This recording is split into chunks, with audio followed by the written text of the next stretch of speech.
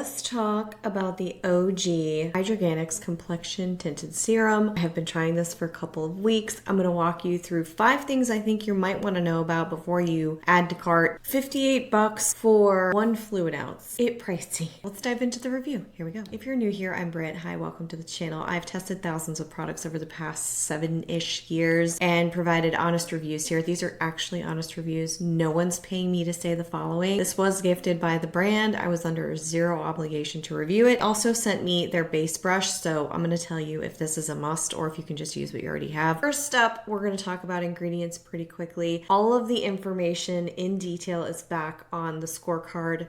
That's over on thestyleshaker.com. You can learn more about that in the links below. I am wearing it right now. I do have a fine powder set on it, which was needed because it's glowy, which I'm going to get to in the finish. I do talk more about this on the scorecard, but I feel like one of the main competitors here for this is going to be the Typology Tinted Serum. This from Ogee does not have sunscreen in it. We're going to talk about that in application as well. What is inside? A great list of fully transparent ingredients. The brand is very open and honest about their ingredients, and they have a lot of pride in their ingredients.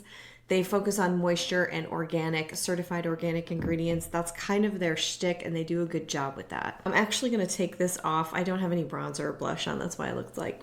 I'll take it off and then I'll apply with you when we get to application. You'll learn more about the brushes that I used and didn't like and the ones that I used and did like. Cruelty-free. It is gluten-free. This is an aloe-first formula, not a water-first formula. It has glycerin inside. A lot of formulas do. That's nothing new, but jojoba seed oil, beautiful oils, lots of antioxidants, castor seed, vitamin C is inside, vitamin E, and they mention when you're using antioxidants that are organic, they're more potent and powerful. This is what the brand says. I am not a cosmetic chemist, but they talk about how that's really important. Similar to food, you're getting more nutritional value from your food if it's organic. It is skincare infused, so the skincare items are going to be the vitamin C, the antioxidants like I mentioned. There's definitely a few others in there. It does have daisy flower extract. There is a scent involved in this, and it's not super subtle. For those of you, my buddies, who do not like a strong scent, that could be a deterrent for you. I'm not a huge fan of it. I don't like floral scents. It's very subjective. They don't really talk about packaging. This is in a glass bottle. It does have a mixed material pump. No refills available currently. They focus more about what's inside as opposed to the life cycle and ease of recyclability of products. I wish they would take a cue from Credo or Detox Market. Just include that information on the product page. It makes life so much easier for the consumer, but they're not quite there yet.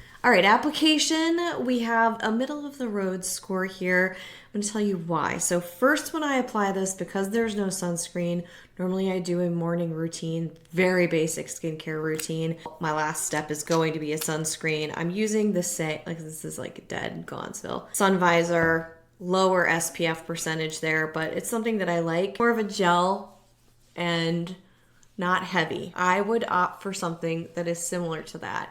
You do want to put a lot of sunscreen on to get the appropriate amount of protection, all of that jazz. The reason I mentioned you want something a little bit lighter weight is because, not because the Ogee Tinted Serum is heavy, it's really not. But when you apply it, you're going to see a dewy kind of glow, which is almost a signature of them. And if you add too much, even though Say does have obviously a dewy glow, it's still a light layer. So anything lightweight would work, I think, as an SPF. You're going to want to put enough on, and then you're going to have the additional evening out on top of it, unless you like a very moisturized, very dewy glow. Something to consider. The texture of this product is creamy, silky. 1 pea-sized drop does the trick. A little bit goes a long way here. For a tinted serum, this is giving, it doesn't have claims about the type of cover or the level of coverage. It doesn't usually they'll say light coverage, medium coverage, and all the rest of it. This one doesn't really go into that. This to me has stronger coverage than some foundations that I've tried. So if you want to build it, which it is buildable, the texture is really nice and easy to work with. I started with a more densely packed foundation brush first time I used it. So the BK Beauty, this is one of my favorite brushes. Everybody loves it on TikTok. There's a reason. Sometimes there's not, by the way, but there's a reason. And so I was pressing it in, I was blurring it in, and sometimes it was good, but it wasn't consistently perfect. The coverage looks fine, but the finish here got a little iffy and it would sit on top of my skin. I have combination skin. Again, it's usually well prepped with some type of cream or sunscreen or something like that. And you can see the coverage looks great, but when I get close up, the finish was just sort of lacking for me with the denser brush. So then I took a turn and tried this brush from Fit Glow. This is technically a bronzer and blush brush. It's a dual-sided. I use things how they're not supposed to be used all the time. So the softer bristles here, they're still dense, but they are softer. They're a little bit more flexible. This was really strong for me. I'm going to show you fingers as well. But pressing this in was good. Still, I saw a little bit of texture showing up on the face, but you can see that the coverage is a little bit stronger here. So a lighter touch is doing wonderful things with this formula. You don't want to be too tough on it. It also just spreads so evenly because there's a large surface area, which is something I love for a quick on-the-go situation. So now I'm going to show you with fingers, their brush, and then with a sponge. So we're just going to keep removing. If you prefer a lighter coverage option, then don't really need that much evening out. It's gonna be great for you also because if you go lighter with the coverage, it's gonna be less dew, less glow. And this is adding to the glow, of course. But without the Say sun visor or without anything like that has added glow, it's still a glowy product. So let's just try fingers. I'm gonna do an even smaller amount. There's a lot of opacity in this and it just doesn't blend quickly for some reason. By the way, there is one polymer in here. I forgot to mention that. So you just gotta massage it in. It's not the end of the world. It definitely can work. It's giving lighter coverage, and up close again, this is looking not so great for me. Also, I can see streaks. So I think fingers are fine. You can use your hands to do this and you will be fine. Just take a little extra time to massage it in. You're going to get a lighter amount of coverage. It's settling a little bit into the pores. So I'm getting a little bit of the dotting. That's the thing that I kept running into. And then if we try their brush, that's this guy right here. It's very soft. It's very soft, very flexible, more densely packed than the Fit Glow double-sided brush. This showed streaking for me. This showed settling into pores for me. It doesn't mean it's going to happen for you. For some skin types, this might be perfect, but it did not work very well for me. So if you want to save a buck and you have my type of skin, I guess, then you might not need this. Use something else that you have on hand. For a direct competitor, if I'm thinking of these as similar products within the same space, Typology goes in easier with fingers than the Ogee. I don't know why for me, but that's just something to consider as well. I'm going to take this finally off and apply it with a sponge, and the up close is just, it has a melt-in effect. It gives you a skin-like skin finish. All I can say is that method of application turned me around on whether or not I would continue using it, because I test these for weeks and months sometimes, and then I can come back to them. But after the test, some of these just go to friends and family members because I know I'm not going to use them again. And this was borderline that. I could have seen this going in that direction until the sponge came along, and that really just changed everything. So I'm going to use a non-glowy SPF underneath. This is the One Skin. Not going to give as much glow. It's a lighter weight. For taking the last amount here, and overall for application, it got a 3 out of 5 because it's a little finicky for me. I'm not gonna lie to you. I was expecting it to be a little bit easier. I like it to be a little bit easier for me to work onto skin than how I had to do it this time around. Let's talk about coverage as I work this into the skin with a sponge. You really don't have to, sometimes people get a little heavy-handed. A light press does the trick here, and man, it makes a difference. So it's supposed to have breathable, buildable coverage. With the sponge, absolutely, it got me there. And the coverage, as you're seeing, is very strong. This is a foundation level amount of coverage. Tinted Serum, I think Tinted Moisturizer is a light coverage. They didn't say that, that's just where my mind goes. So if you're expecting it to be super light and sheer, this really can build up to a nice amount of evening out on the face. Coverage did shift, obviously, with the different tools that I used. I said it was lighter coverage with fingers. that's something that you might like. I wasn't a huge fan of it. I wanted more evening out. I didn't want it to be heavy or too opaque on the skin. This lets it breathe a little bit better. It lifts some of the product. It's just really, really nice. You're still gonna get the glow, which I'm gonna talk about in a second. Brushes, stronger coverage. This was maybe a little bit lighter than the brush because it will lift a little product. So keep that in mind when you're using it.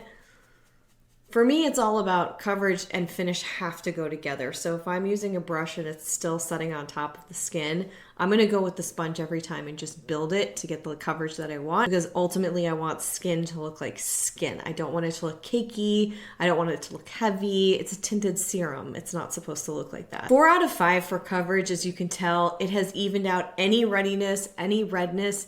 It goes wherever I want it to go. And if I want to build this, which I will do as I go into finish, I can do that and even create a stronger level of coverage, medium. I don't want to say full because I'm not sure if it's like a full, but you can kind of play with it and get it to where you want to be. I feel like the soul of a tinted serum is not to do full coverage, but I don't know where I got that from. That might not be true. You tell me how you think of a tinted serum. If you have a tinted serum that you absolutely love and you're like, I don't know, I think that one has better coverage, then let us know in the comments. Sharing is caring, obviously. We say that over here. We love it. But I'm gonna build this up. Again, a very small amount goes a very long way, especially with the sponge, because it really spreads it out evenly onto the surface area. The claim here is it's supposed to give you glowing skin. Does it give you glowing? You tell me. Yeah, it's glowing skin. My skin's glowing. Now, some of us aren't gonna like the glow all the time, or we're not gonna like this much glow. So you can apply less. You can use the finger technique. Is it a technique? I don't know. We'll just say it is. Or what you can do is keep the coverage and use a powder on top. Dry skin may love this glow. Headed into winter, I may really long for this moisture. It feels as a touch test. It's not tacky, but you can feel it. You can feel the moisture. It feels like I just put a cream on my face. Not a heavy cream, but a cream. Powder, however, takes it over the edge, I think, in terms of coverage. So you'll see that in a second. I'm going to use the Jones Road Yellow Tinted Face Powder, which I have been loving this stuff, by the way. Oof, it's good. Here's the brush. Here's the powder. I just go very lightly. And it looks like velvet. Velvet skin, glowy skin. Velvet skin, glowy skin. And I feel like we're moving back towards matte now. Everyone's talking about it. Doesn't mean you have to. It's just what people are doing. Finish was a 4 out of 5 for me, but it really depended on the type of application tool that I use. So sometimes you can take a powder puff like this. You can really blend out fine lines. It's pretty fun if you want to. It just like takes them all away. It's kind of nuts. So you can do that technique too. For wear test, it was a 50-50, so I'm actually going to show you the typology on this side. Anyway, the wear test was 50-50. I'm going to do a side-by-side little face-off for you now that I've rubbed my cheeks to death. With the typology, now it's getting red. It's getting pissed at me because I've been rubbing. Let's just put another layer of sun protection. It's funny because it's nighttime here. I'm gonna give you an apples to apples point of view. All right, the wear test, like I said, sorry, I went off on a tangent. 50-50 in terms of coverage. The coverage did fade a little bit for me throughout the day. There are ways you can get around that. You can set it. You can use a setting primer or a setting with spray. I do not like those. My skin usually does not like those. You can do a number of things to help prolong it. What usually suffers the most and is hard to reverse is when finishes like that. I'm just going to use a dropper of the Typology. Mine has started to smell strange. I talked to the brand about that and they were like, it's totally normal. This is slicker. It's lighter. It's less creamy, lower opacity, a little bit more forgiving to apply, in my opinion, on my skin. This, when I apply with my fingers, gets places. It spreads better on top of skin. It's obviously because of the ingredient differences. It just does a really great job. It's a textural thing. 9 times out of 10, it's usually a texture thing.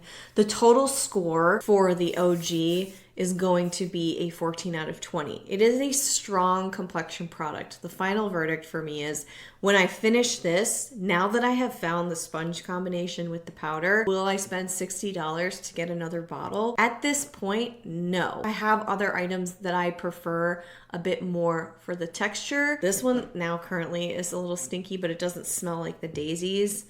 I think I'd actually prefer this.